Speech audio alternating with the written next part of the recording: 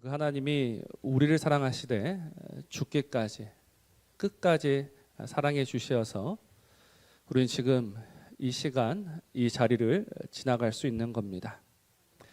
이 시간 이 자리를 쭉 지나가면서 우리는 그래도라는 말을 좀 입에 달고 살 때가 참 많이 있어요. 그래도 하나님, 은혜는 은혜고 좋은 건 좋은 거지만 그래도 이건 좀 그렇습니다 라는 말을 할 때가 좀 많이 있습니다. 그래서 오늘 이게 창세기를 쭉 보다가 보니까 이 그래도라는 말을 하고 싶은 사람이 있다면 바로 이 롯이지 않을까라고 한번 생각을 해보았습니다. 우리는 지금 창세기를 이제 아브람 중심으로 보고 있습니다.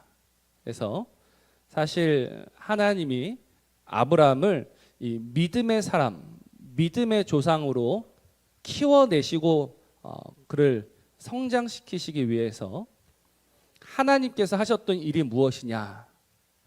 아브람이 놓지 못했던 누구를 놓게 하십니까? 롯을 놓게 하시는 거예요. 아브람은 이 롯을 통해서 큰 민족이 되고 하나님의 꿈을 이루어갈 미련을 가지고 있었는데 하나님이 단호하게 그 롯이 아니다라고 지금 말씀하시고 롯을 끊어내시는 거예요. 그래서 아마 여러분들은 이 롯을 보시면서 이 롯은 그냥 없어져야 될, 롯은 참 이 아브람의 인생에서 우리의 신앙생활에서 참 걸림돌 같은 사람이다라고 생각하실 수도 있어요. 또 오늘 말씀을 보면서 들었던 생각은 뭐냐면 이 롯도 그런데 할 말이 참 많을 것 같다라는 생각을 하게 되는 거예요. 롯이 여기까지 원해서 왔습니까? 롯이 여기까지 오게 된 거는요, 순전히 할아버지와 그 숙부 아브라함 때문입니다. 갑자기 갈대아 우르에서 할아버지하고 작은 아버지가 떠나는 거예요. 그래서 함께 떠나서 여기까지 왔단 말입니다. 그리고 지금 롯이 소돔에 살고 있어요. 근데 왜 소돔에 살고 있습니까? 사실 그 작은 아버지하고의 더 이상 동거할 수 없어서 아브라함도 거부가 되고 롯도 거부가 되었습니다. 계속 같이 있다 보면 부딪히고 싸울 수밖에 없는 거예요. 그래서 아브라함이 먼저 이야기했죠. 야, 롯아, 우리가 조금 있으면 싸우게 되겠다. 그러니 우리 헤어지자. 그래서 네가 왼쪽으로 가면 나는 오른쪽으로 갈 거고, 네가 오른쪽으로 가면 나는 왼쪽으로 갈 거다. 우리 지금 이렇게 헤어지는 것이 좋을 것 같다라고 먼저 말했습니다. 그래서 롯이 창세기 13장 보니까 롯이 눈을 들어 요단 지역을 바라본즉 소알까지 온 땅에 물이 넉넉하니 여호와께서 소돔과 고모라를 멸하시기 전이었으므로 여호와의 동산 같고 애굽 땅과 같았더라. 작은 아버지가 한번 봐라. 어디로 갈래? 그래서 눈을 들으니까 어디가 눈에 들어옵니까? 그 요단 지역, 소돔 그쪽이 눈에 들어오는 거예요. 왜냐하면 물이 넉넉해요. 그래서 꼭 어떻게 보였다? 여호와의 동산, 에덴 동산처럼 보였다. 물이 넉넉했던 애굽 땅처럼 보였다. 그러니 그리로 갔을 뿐입니다. 우리가 그 롯을 보면서 야, 그래도 어떻게 너는 그 소돔으로 갈 수 있느냐라고 과연 책망할 수 있을까요? 만일 여러분들이 롯의 입장이었다면 정말 그 좋은 땅, 그 소돔을 거절할 수 있었을까요? 우리는 우리 자신을 너무 과대평가하면 안 됩니다. 무슨 이야기냐면 나는 롯과는 달라. 나는 믿음의 선택을 했을 거야 라고 우리는 생각하고 그렇게 스스로에게 위안을 주지만, 그러나 저는 롯이 아닌 그 누구라도 그 소돔을 보았으면 그 소돔을 선택했을 거다라고 확신합니다. 왜냐하면 사람은 눈에 보이는 것에 끌릴 수밖에 없기 때문에. 견물생심이라고 했습니다. 여러분, 눈에 보이면 끌리게 되는 거예요. 그 앞에 먹음직하고 보암직한 그 땅이 있는데 나는 그 땅을 거절할 수 있다? 여러분, 그럴 수 없어요. 너무 우리 자신을 과대평가하지 마시기 바랍니다. 그래서 오늘 우리의 문제가 무엇이냐면 우리는 늘 이 신앙과 현실을 따로 분리시켜서 생각하려고 합니다. 신앙은 신앙이고 현실은 현실이야. 주일 이 시간 교회 와서는 얼마든지 믿음으로 선택하고 믿음으로 살아가지만 그러나 이 교회에 벗어나는 순간, 현실을 다시 마주하는 순간 우리는 다시 정말 그 현실과 마주하는 그 현실적인 삶을 살아갈 때가 있다라는 겁니다. 아니야, 나는 신앙과 현실이 하나가 돼 있어, 신앙과 삶이 하나가 돼 있어라고 정말 자신 있게 말하고 싶지만 그럴 수가 없는 거예요. 목사라고 별 수 없습니다. 지금 이 자리에서는 굉장히 거룩하게 보이지만 그러나 집에 가면요 형편없는 것이 제 모습입니다. 신앙과 삶, 신앙과 현실은요 언제나 우리에게 큰 숙제로 남아 있습니다. 그래서 한번 고민해 보았습니다. 과연 왜 이 현실에서 우리는 늘 무너지게 되는가? 여러분, 신앙과 삶은 조화될 수 있습니까? 없습니까? 신앙과 삶은 조화되어야 합니까? 분리되어야 됩니까? 조화가 돼야 돼요. 하나가 되어야 돼요. 하나님은 우리의 삶, 우리의 현실에 관심이 있으십니까? 없으십니까? 자신 있게 대답해 보세요. 하나님은 우리의 삶에 관심이 있으실까요? 없으실까요? 너희는 먼저 그의 나라와 그의 의를 구하라. 그리하면 이 모든 것, 이 모든 게 뭐예요?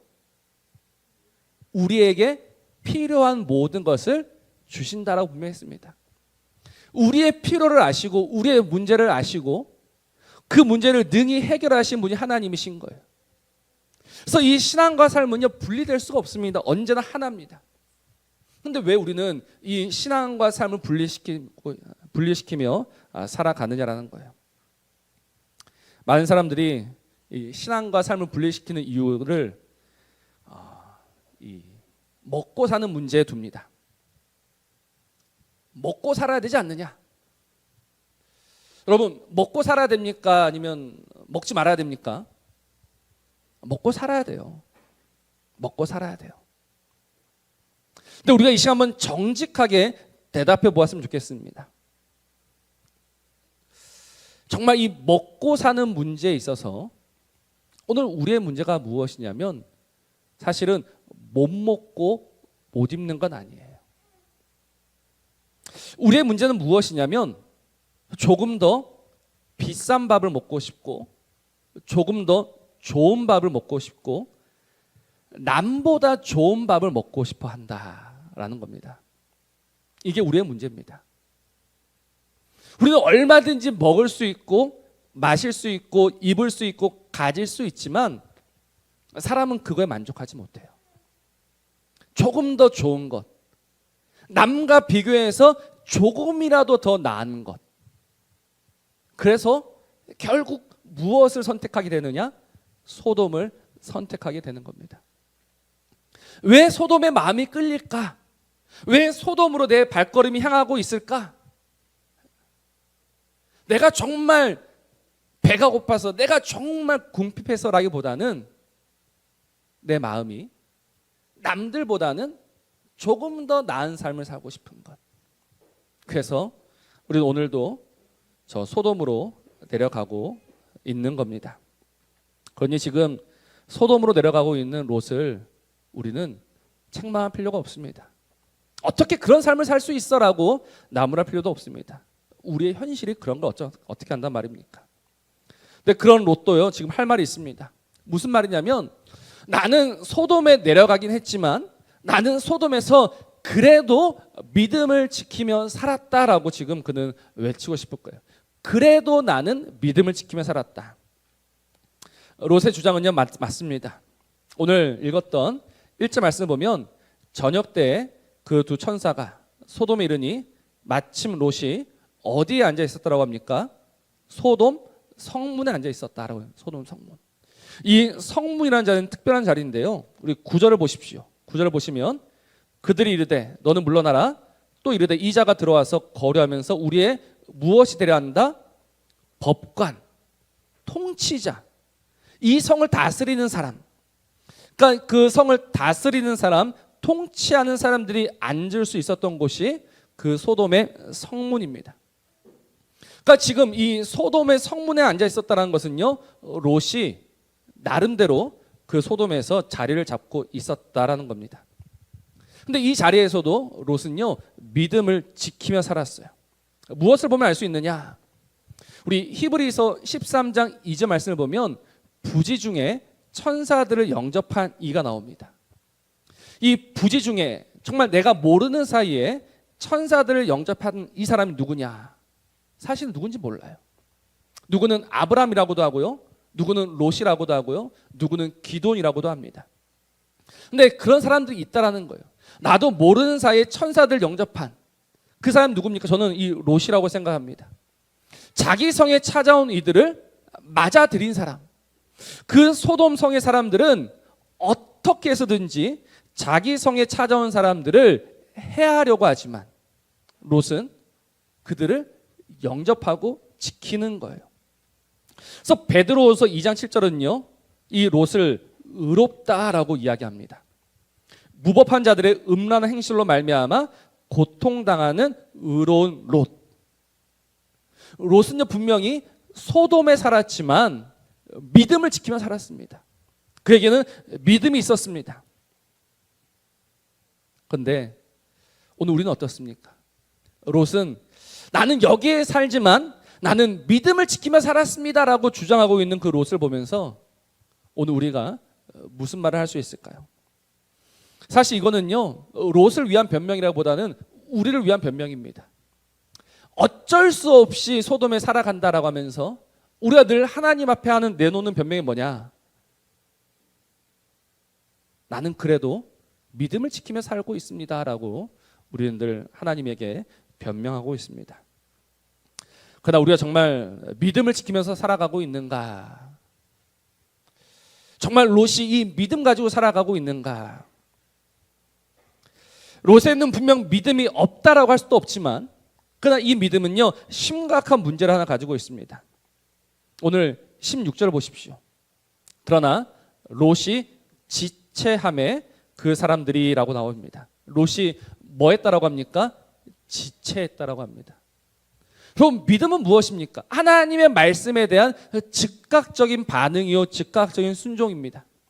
야, 여기 조금 있으면 내가 심판할 거야. 너 여기서 나가야 돼. 근데 믿음이 있다라고 하는 롯도 무엇을 하고 있다?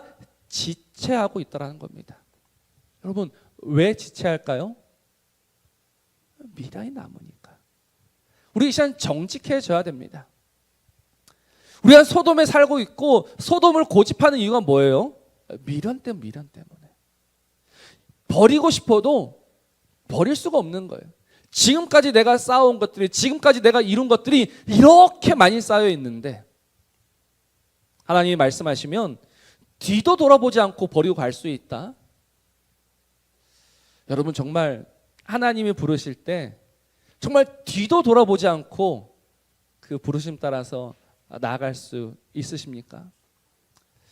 롯의 아내는요, 결국 뒤를 돌아보았고 소금 기둥이 되었습니다. 하나님의 심판이었습니다. 근데 이 롯의 아내를 기억하라, 주님의 말씀이죠. 왜 이 롯의 아내를 기억하라라고 했을까요? 우리도 날마다 뒤돌아보면서 살아가고 있기 때문에. 나는 이 소돔에서 그래도 믿음을 지키면서 살아간다라고 하지만 그러나 이 안에 날마다 쌓여가는 우리의 미련은 도대체 어떻게 해야 한단 말입니까? 사랑하는 성도 여러분, 이 소돔에서 살아남을 수 있었던 유일한 이유와 방법은요, 우리가 믿음을 지켰기 때문이 아니에요. 무엇이 있었습니까? 하나님의 기막힌 은혜가 있었습니다. 하나님이 그 롯을 불쌍히 여겨주셨기 때문에, 하나님이 그 롯을 긍휼히 여겨주셨기 때문에 롯이 이 소돔에서 벗어나 나갈 수 있었던 것이지, 롯이 자신의 믿음을 지키며 살았기 때문에 이 자리에서 벗어날 수 있었던 것은 아니다라는 겁니다. 그러니 오늘 우리가 해야 할 것은 무엇입니까? 내 믿음을 자신하면서 살아갈 것이 아니라, 나는 이 안에서 얼마든지 믿음을 지키면서 살아갈 수 있어가 아니라, 정말 이 안에서 이 연약한 인생을 붙들어 다시금 세우시고 일으키시며 그 영광과 그 승리에 들어가게 하시는 하나님의 은혜와 하나님의 도우심을 구하면서 살아가셔야 되는 거예요. 날마다 말입니다. 쉼없이 말입니다. 우리는 점점 신앙생활 하면서 이 기도에 인색해질 때가 참 많아요. 더 이상 기도하지 않을 때가 있어요.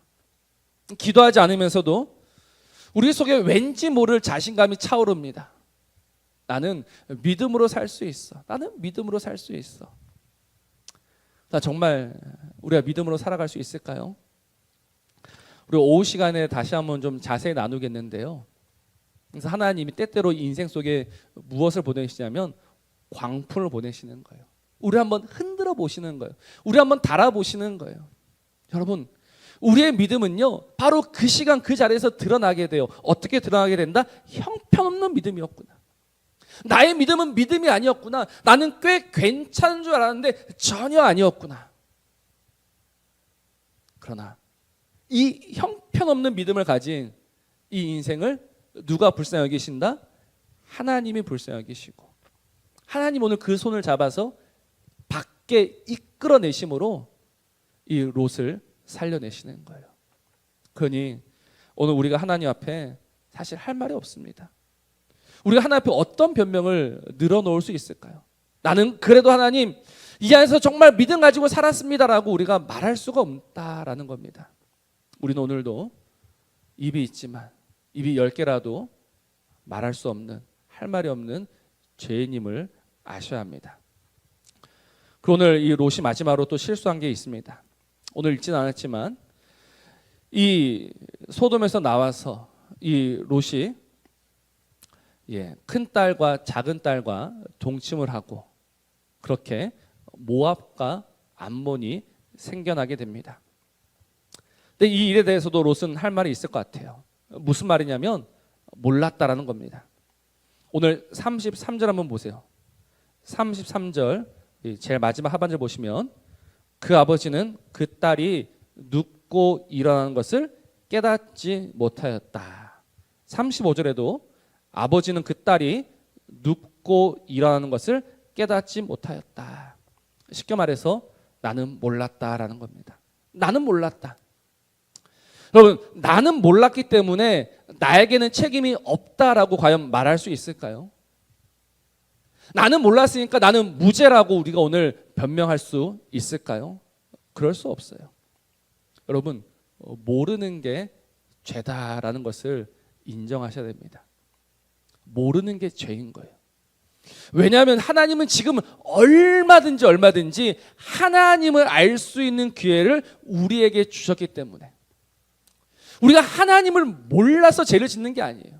우리가 하나님을 알아가려는 그 어떤 시도도, 그 어떤 노력도, 그 어떤 수고도 없었음이 우리의 무지로 이어졌을 뿐입니다. 내가 정말 몰라서 한 것이 아니고 내가 하나님을 배우지 않은 결과로, 내가 그 하나님을 알아갈 수 있었음에도 불구하고 그 하나님을 배우지 않았던 결과로 여러분, 모압이 생겨나고 암몬이 생겨난 거예요. 근데 참 재밌는 것이 무엇이냐면 이 모압과 암몬이 이스라엘을 찌르고 이스라엘을 괴롭게 하지만 이 예수님의 조상 가운데 이 모압 사람이 한 명 있죠. 누굽니까? 모압 여인 룻입니다. 참 기막힌 은혜지 않습니까? 우리의 무지로 인해서 모압이 태어났어요.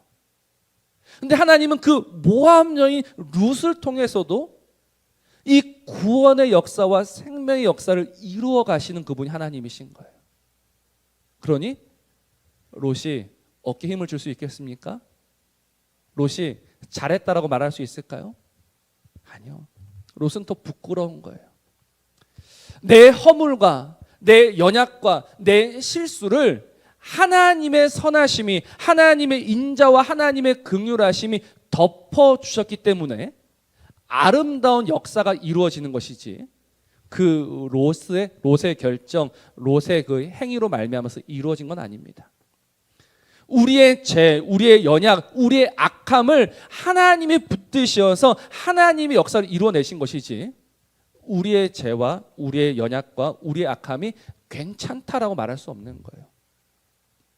그건 지금은요, 하나님을 몰라, 하나님을 배우지 않아, 나는 더 이상 하나님에게 관심이 없어가 아니고, 정말 하나님을 알되 힘써 하나님을 알아갈 때입니다.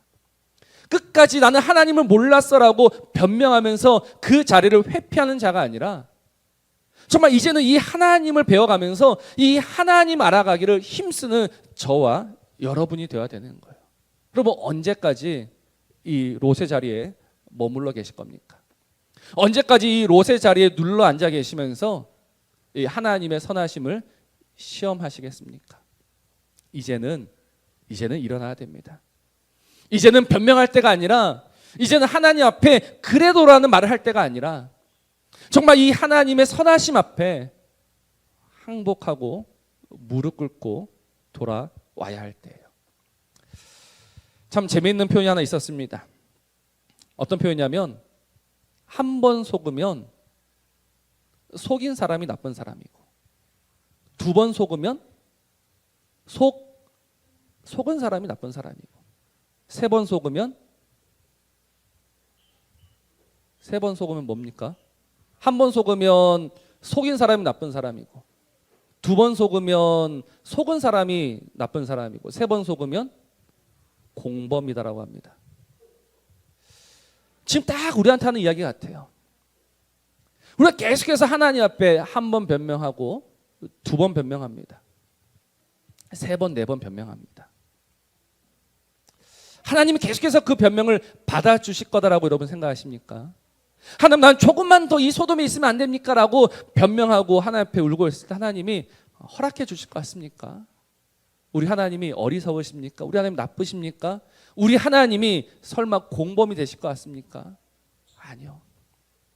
하나님은 단호하십니다. 하나님은 분명하십니다. 지금 이 기회를 붙잡으셔야 되는 거예요. 지금 나와라라고 할 때 지체하지 말고 나가야 되는 거예요. 그래서 이 하나님의 선하심과 하나님의 인자하심 앞에 다시금 저와 여러분의 삶이 온전히 붙들려지길 바랍니다.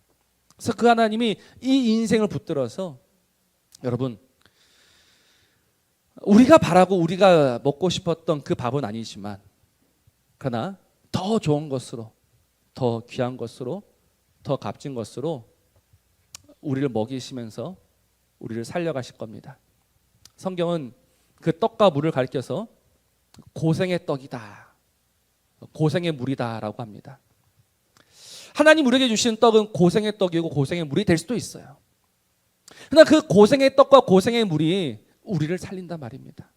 내가 지금 소돔에서 먹고 있는 이 달콤하고 좋은 것들이 나를 살리는 것이 아니라, 하나님이 하나님의 손으로 우리에게 지어주시고 먹여주시고 입혀주시고 책임지시는 그것이 능히 우리를 살려낸단 말입니다. 그러니 그 하나님이 주시는 것을 거절하지 마시고, 더 이상 변명하지 마시고, 더 이상 지체하지 마시고, 오늘도 그 하나님의 선하심에, 그 하나님의 인자하심에 우리의 삶을 온전히 내어드리는 저와 여러분 되시기를 우리 주의 이름으로 축복합니다.